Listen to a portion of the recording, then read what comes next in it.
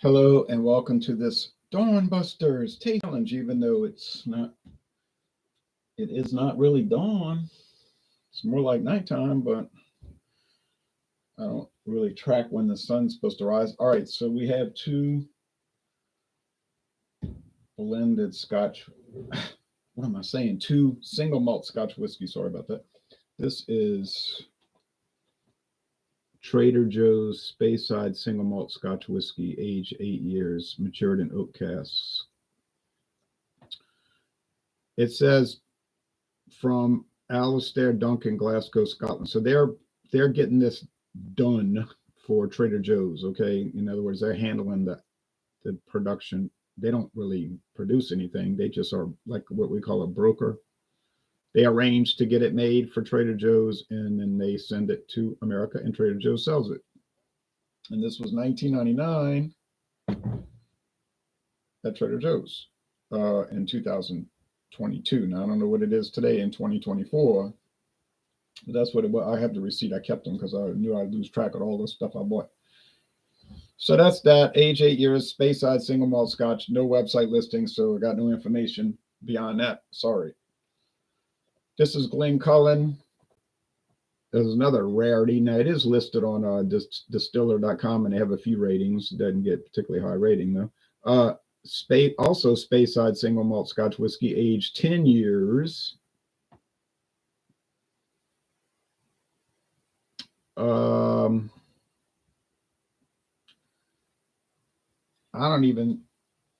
don't say who makes it. They just say it's brought in by the Founders Company of Kentucky. And I know who the Founders Company is because that is the Sazerac Company. That's an alias name that they like to use these kind of misdirection names. But I know the Founders Company, Sazerac. Okay, now this is probably, but not necessarily, but mostly done for sale at those super value stores, which is a big chain of different chains, a collection of different grocery store chains owned by a holding company, mainly Albertsons. But then you have Jewel Osco, and they're regional. Like you have Jewel Albertsons, which is across the whole United States. Well, much of it. Jewel Osco. Ooh, well, it's a whole bunch. All you gotta do is look up Glencullen 10-year, and it'll show the store. Let's see, Glen. But I think it is sold at other places, but the focus is those stores. Okay, Jewel Osco. But this company called the Wooden Cork sells it. Best Bev Liquor sells it. So see, it's not on Republic Liquor sells it. It's not only those stores, but that's probably who it was made for. And they just have overflow that they'll sell off to other people. So it's like kind of a quasi the label. Cars grocery, yeah, Cars, that's part of the Safeway. Bonds, that's right, Bonds. Safeway, Super Value, goes on and on. None of those stores are in my parish. In Tangipahoa Parish, they got Albertsons, and they always have Glencullen on the shelf, and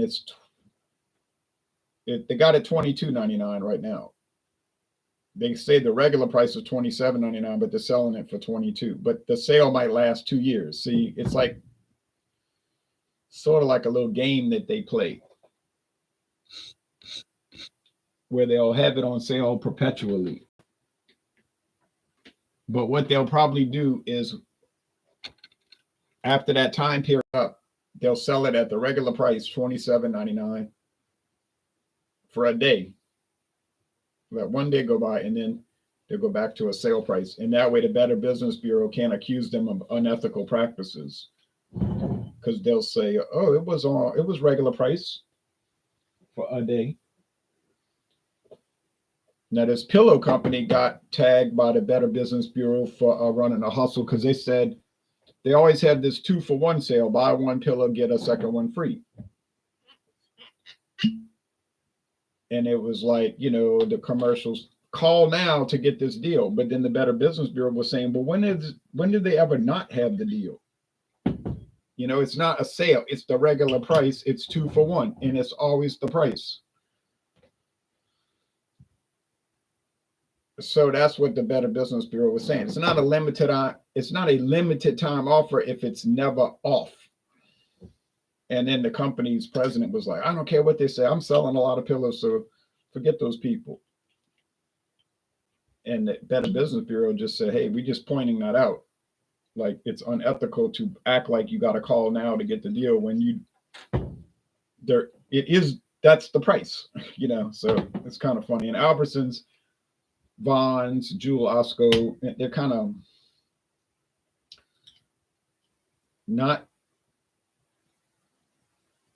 they're following the letter of it's not a law anyway, but they're following the letter of the idea, but maybe not the spirit of it. But I don't care, because I know I know I'm a consumer. I go in the stores all the time during the year, probably 10 times a year. I don't live in that town, but I'll be up there visiting people. And I'll say, Now, if they do a closeout, that's the green tag. That means you're getting rid of it. The green, then you could really get a deal. You might get a $30 bottle of bourbon for $10, but then it's only going to last one day, and people are going to clear it out. That's why I got all of those Albertsons branded. But they used to do that. They had Albertsons brandy. They had Albertsons American blended whiskey. They had Albertsons Canadian blended whiskey, and they were all from Sazerac. Oh, I'm sorry, the Founders Company. But once they came under that umbrella and were associated with all the other stores, Vons, Jewel Osco, USA Supermarket, whatever. I mean, like 20 chains inside that Super Value. You just look at their website. It's so many. Then they didn't want to sell Albertsons at Jewel Osco, right? So they just got rid of all of those and come up with new names. It might have been the same stuff. And they come up with brands that could sell across all the stores, like Canadian Crest or Glencullen. Multiple links in one long chain, right? Snidely Whiplash must work there. Oh, I don't know what that is. Okay, anyway, I'm not too keyed in on like popular terminology, so a lot of that will go over my head. So somebody had put FOMO, F-O-M-O. I was like, I don't know what that is. So it's fear of missing out. I didn't have a fear of missing out. I was just missing out. I don't know those expressions generally. I do know it in some cases because I'll look them up,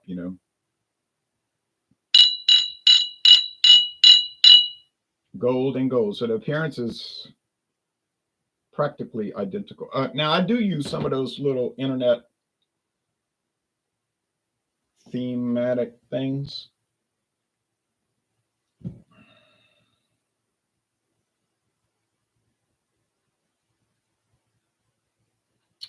But I made it up. FTLFM.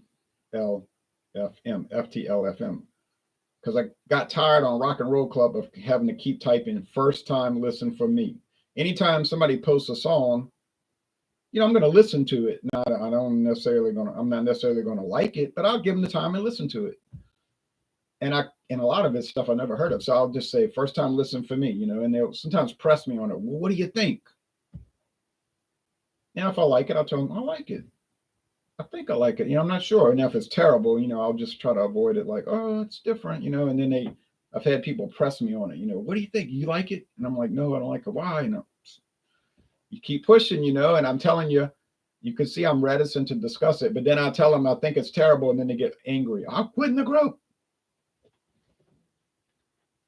Okay, quit. It's Rock and Roll Club. It's not Baby Cry Club. But I always listen to everybody's music. But I made that little abbreviation of FTLM,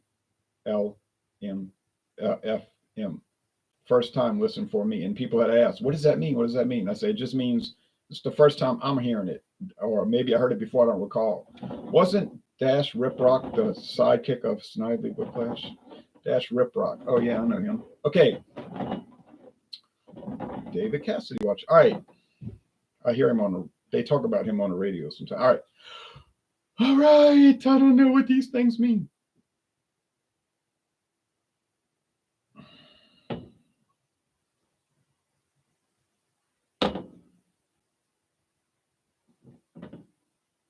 I'm already thinking that's that Trader Joe's because it's got that harsh honey top. Now, I like honey top wheat bread, and I don't buy it, but I've had it and I liked it. Tastes good. Wheat bread, honey on the top, or white bread with the honey on the top, like Sara Lee. Tastes fine. I don't get the excitement of that novelty, but this thing, the Trader Joe's, is kind of like a harsh version of that. It's like bitey. It's even like bitey in the nose, like makes your nose hurt smelling it. 8-year age for 1999. Now you know why it's Rocky and Bullwinkle. All right, I used to watch that. That was a joke a minute. Like every line was like some kind of inside joke. So you were watching it, but like 8 years old, and I'm like, you're trying to pick up on everything. Dudley Do Right, right? So you would be trying to you wouldn't pick up on it because you just wouldn't really be knowing all those topical comments. You'd have to be like 40 years old at the time to really say, oh yeah, that's it's from that incident 1953. You know what I mean? Like they just dropping these things in there.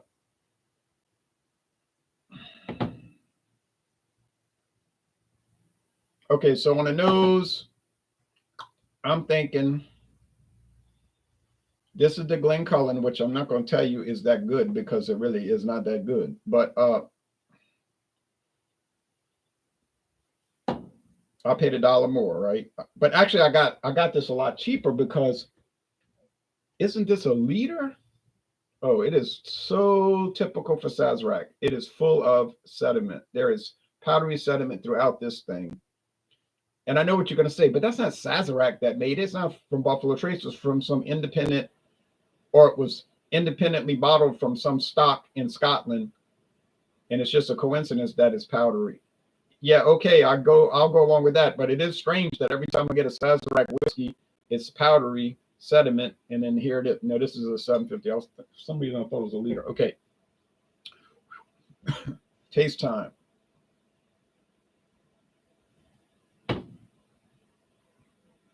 See, this one's a lot clearer, but it does have some sediment, but it's not as pronounced.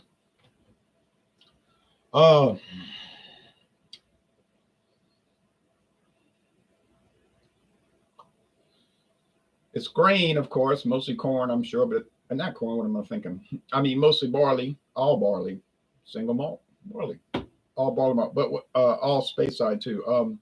But it's like a cherry taste. Yeah, they don't age it in cherry wood.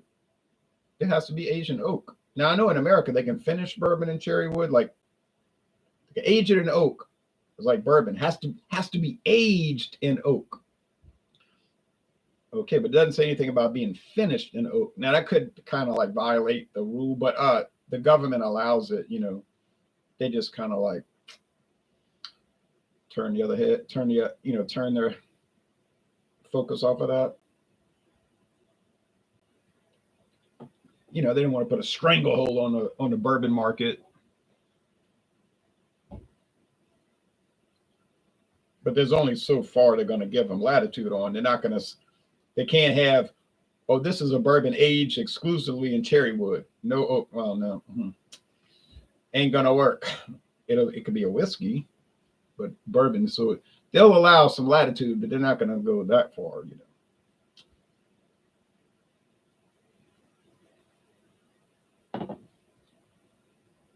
Oh yeah. Around. This is the Trader Joe's because it's kind of bitey, man. It's not too smooth. Now I know you say, "Oh no, you see, you're not." you don't understand. In the craft whiskey world, the whiskey experts, they never use the word smooth. Smooth is for the regular, non-educated drinkers. A real whiskey fan will appreciate the bite or the character of the whiskey. And I'm like, well, that's them, and I don't care, because the way I see it, some of them are smooth and go down nice, and some of them are like a jagged little pill. And you ought to know that I don't want that. And I'm unanimous in that. All right. Dash Rip Rock from the Beverly Hillbillies. See, I don't even know. The fog is clearing, laughing out loud. Yeah. Right, the Beverly Hillbillies. Okay. Well, we remember that show from the 1960s and very early 1970s. All right. Part of the Petticoat Junction universe.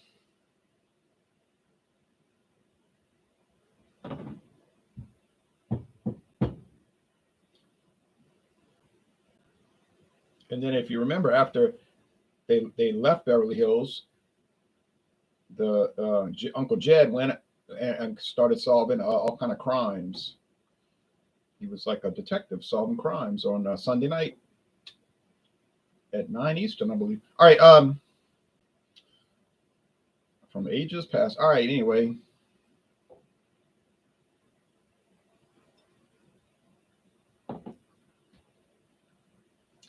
Woo! I've been ragging on it, and it deserves it.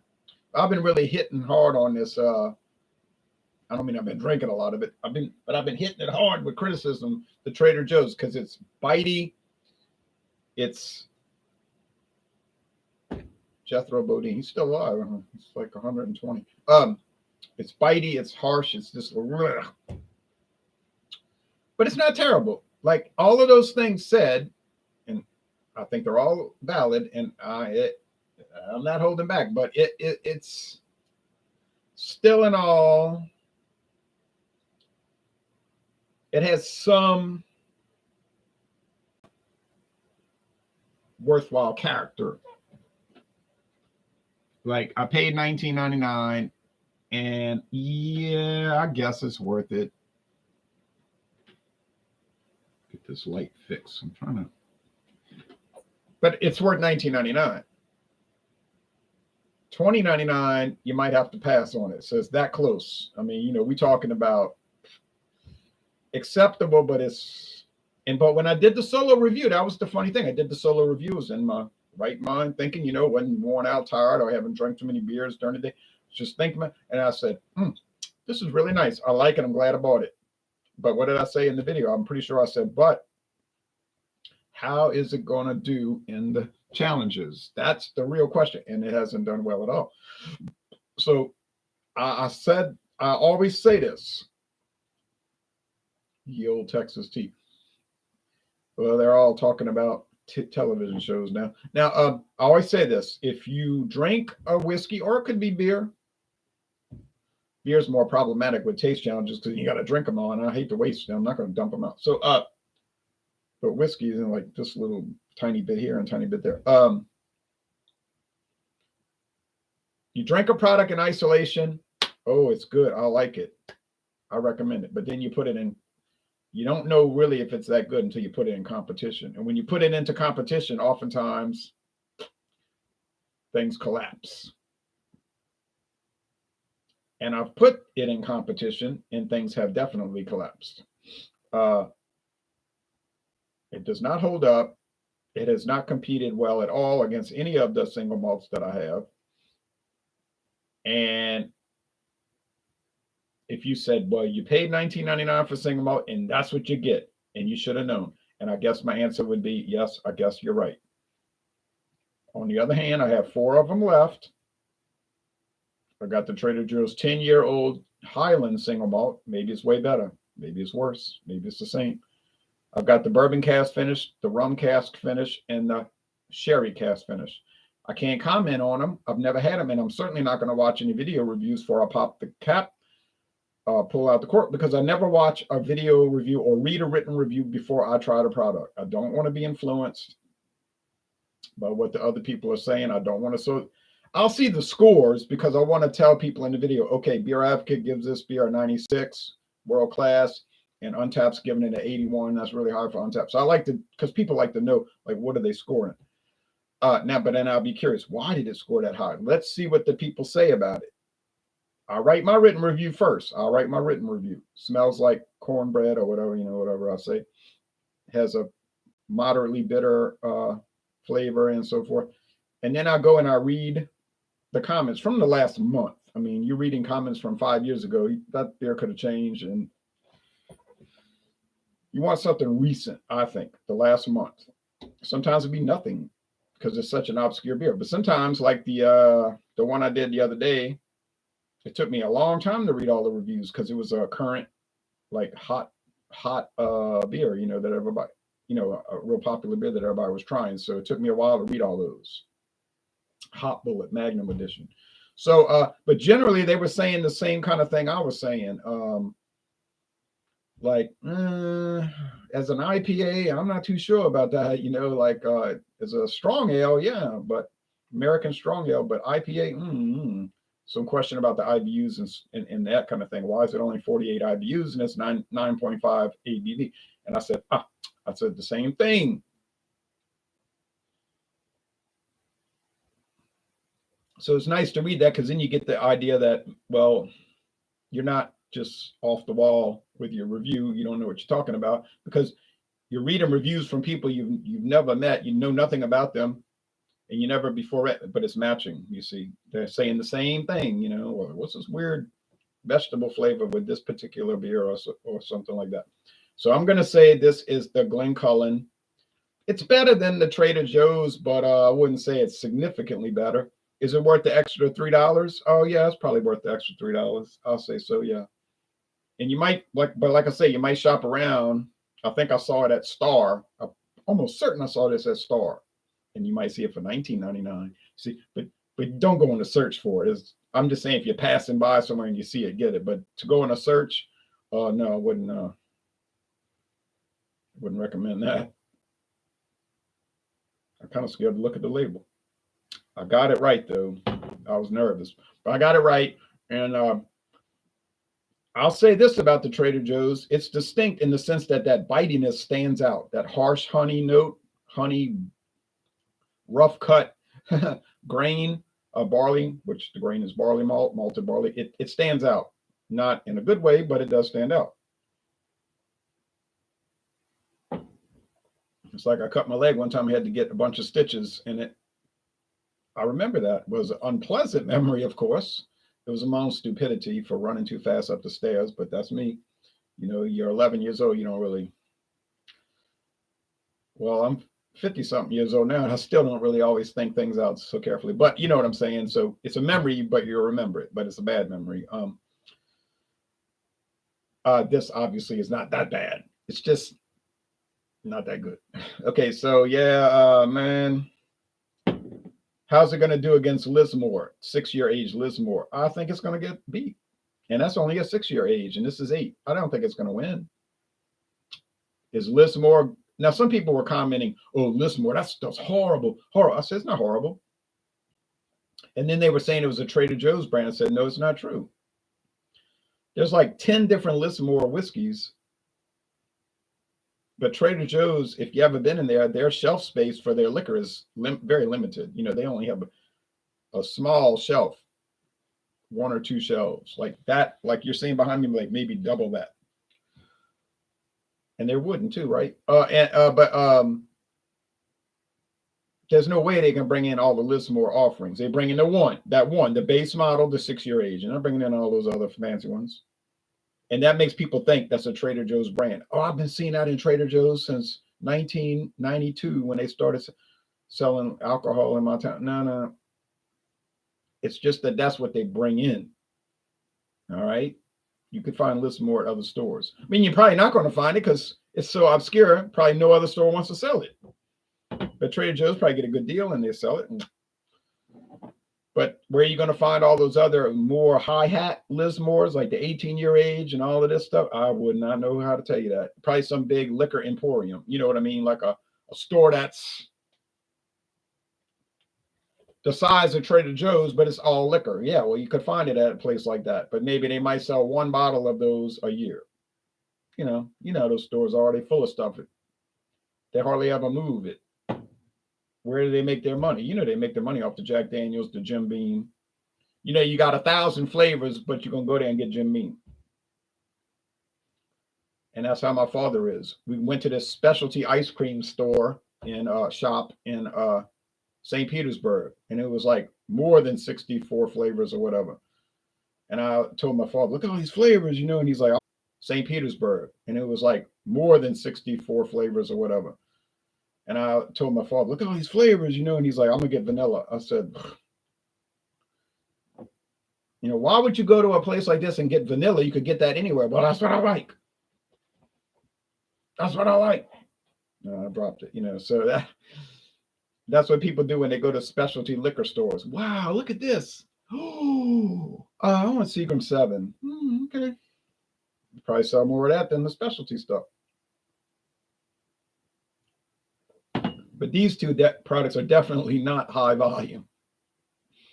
Except maybe at Trader Joe's and Albertsons. All right. Anyway, that's the end of that. So we have a winner, and it didn't win by much, but it did win. And that's that. All right. Well, thanks, folks. You want to see some more bad videos? Stay tuned for more Trader Joe's 8-year age against Lismore, which is probably going to lose. Can't say for sure. Get ready for Trader Joe's versus the Glenlivet 12 and Founders Reserve. Oh, that'll be a fiasco. That will be an absolute fiasco. That's going to be bad. I mean, really bad. This will have I was going to say little chance. No, it doesn't have a little chance. It has no chance. All right. This has no chance against the Glenlivet 12 or the Founders Reserve. All right. So you can skip those videos, save yourself some time. Finlagen, it will lose. Finlagen's going to smoke it. And I said that word on purpose. It's going to smoke it. And then the final one is Ardbeg 10. I don't even know why I'm going to make that video. That video will be the absolute fiasco. Oh, well, it'll just be like some of these basketball games. You're like, why are they even playing this team? They can't win. And you say, I know. And they do. And they get beat by 40 points. And they can't win. All right. Thanks. Bye-bye.